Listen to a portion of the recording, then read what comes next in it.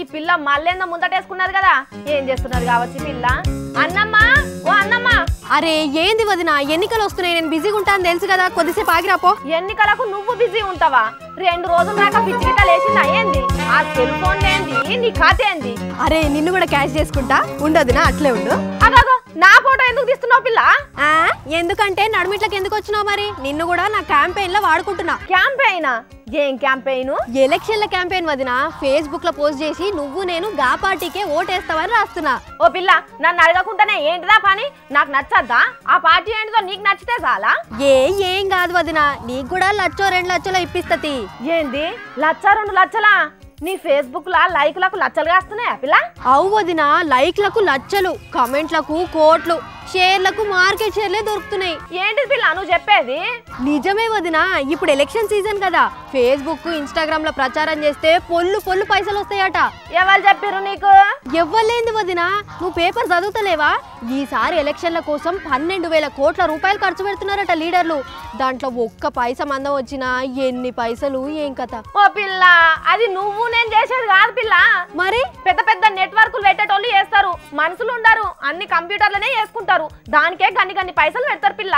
నీది ఒక్కటే అకౌంట్, నీకు ఒక్క రూపాయి కూడా రానే రాదు. అయ్యో అంతేనా వదినా?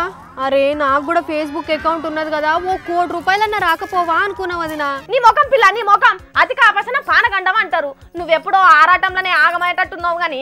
వదినా, ఆ ఫేస్బుక్ లో ప్రచారానికి అంతగానం ఖర్చు పెడితే ఆ లీడర్లకి ఏం లాభం వస్తుంది? ఇంకేమొస్తుంది పిల్ల, ఓట్లు వస్తాయి. ఓట్లా? అదెట్లా? ఎట్లా అంటే ఎట్లా చెప్పాలి పిల్ల? ఇగో ఎప్పటికీ నీ లెక్కనే ఫోన్లో తలకాయ పెట్టి ఉండేటోళ్ళ దగ్గరికి ఎన్నడు పోవాలి? వాళ్ళు ఏం చెప్తే మారుతారు చెప్పు? అర్థమైతలేదు వదినా.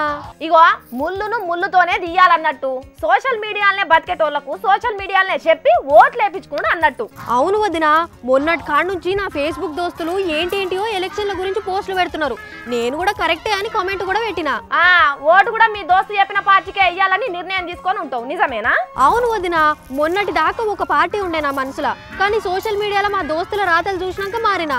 ఇగో గిదే గన్ని కోట్లు ఖర్చు పెట్టేది ఇగో గిందికే. వామ్మో.